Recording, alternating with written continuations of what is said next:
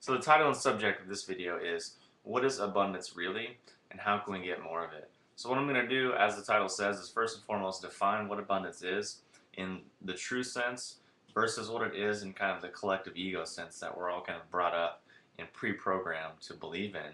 And then obviously I'm going to show you some things that you can do to increase your sense of abundance and bring more of that into your life.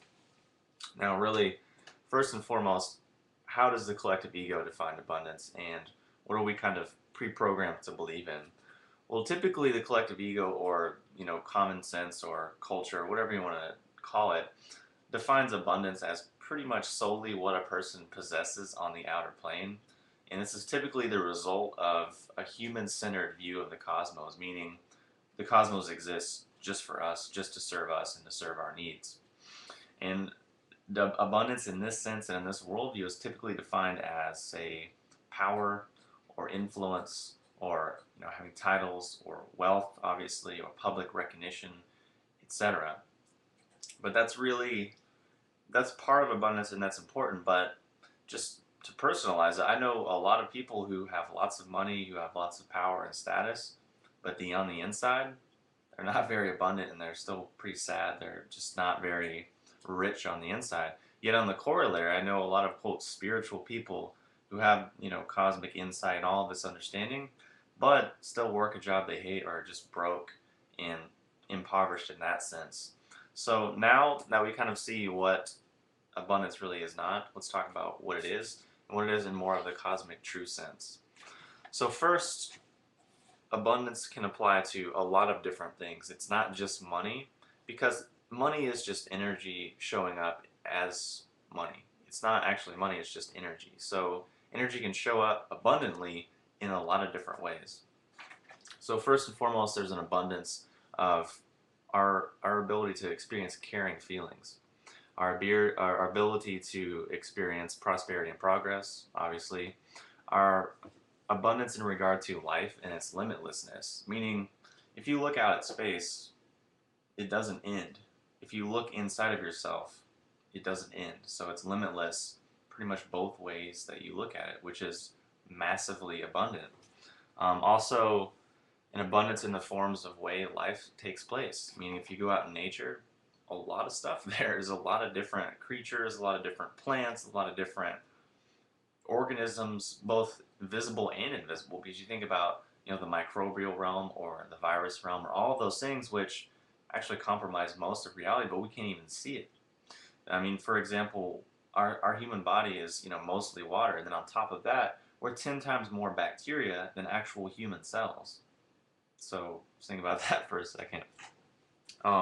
Also, an abundance in the caring, help, and nourishment for the needs of life. Meaning, this refers back to the just inherent or abundant or helping nature of the cosmos, if we're able to line up with that.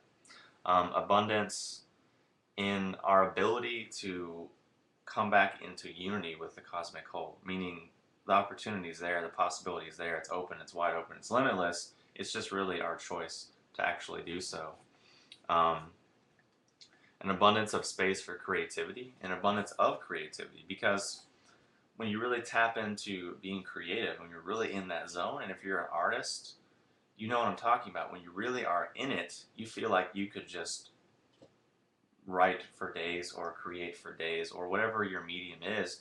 You just feel this overall sense of like just being able to just tap in, and it's limitless, literally. And I can relate that personally just from having times in my life where I had never really written that much, but then would just fill up a notebook just like that. And it was almost kind of overwhelming and scary, because I was like, oh my God, like this just keeps coming and coming and coming and coming. It was just pretty amazing and a good lesson for me. So there's also an abundance of both inner and outer space. There's an abundance of space and opportunity for evolving our consciousness and growing. And there's an abundance in just the wisdom that we can learn. And there's an abundance in the amount of health that we're able to experience. So if you notice, there was only one time that money and prosperity really came up in that long list. So now that we have that fresh in our minds, how do we get more abundance? How do we get more of these things? Well, first and foremost, we need to understand that the conventional idea of abundance is that it's linear and cyclical, meaning that abundance is always followed by growth and decay. And that's true only if you're coming from that human-centered, limited definition of abundance and limited definition of the nature of the cosmos. So how do you get more? Number one is to focus on and shift your definitions of abundance to all of those things that I just listed and look for even more things. So meaning if you are wanting to feel better, you're wanting to feel good, you're wanting to feel more abundant, just think about those things, ponder those things, put your attention on those things, and that will then increase a sense of abundance within you that will then expand and broaden and show up in all areas of your life. Second, realize that achievements are actually gifts from the cosmos and from the invisible world. And taking a purely human or ego-centered view is actually what creates blockages and eventually undermines and degrades the actual achievements. Now, what I mean by that is when we get an idea, when we get an inspiration, when we get motivation, it's typically just a flash of insight which came from nowhere and then is all of a sudden somewhere. And the examples of this are just too many to mention, but I mean, if you look at all of the great scientific achievements, most of them were accidents. Most of them just popped up in someone's head, or they were just daydreaming and all of a sudden it popped in. So you gotta think, where did that come from? It came from a place that we couldn't really see, hence the term, it came from the invisible world. So to buy into the idea that, oh, my ego or my sense of self makes everything happen and I'm in control, that just creates blockages and cuts things off. So that's the second step. The third step is to deprogram ideas that keep abundance away and create blockages energetically and physically all across the board. Meaning ideas such as there's nothing but poverty in the world, there's not enough to go around, life is hard, to be spiritual is to be poor, if you're spiritual you can't be rich, or you can't have a lot of money, or you can't have nice things, or it's vain to want to look nice or have nice things. It's not spiritual to want to have nice things, or the rich get richer, the poor get poorer, etc. All of those ideas have to go because they're just totally untrue.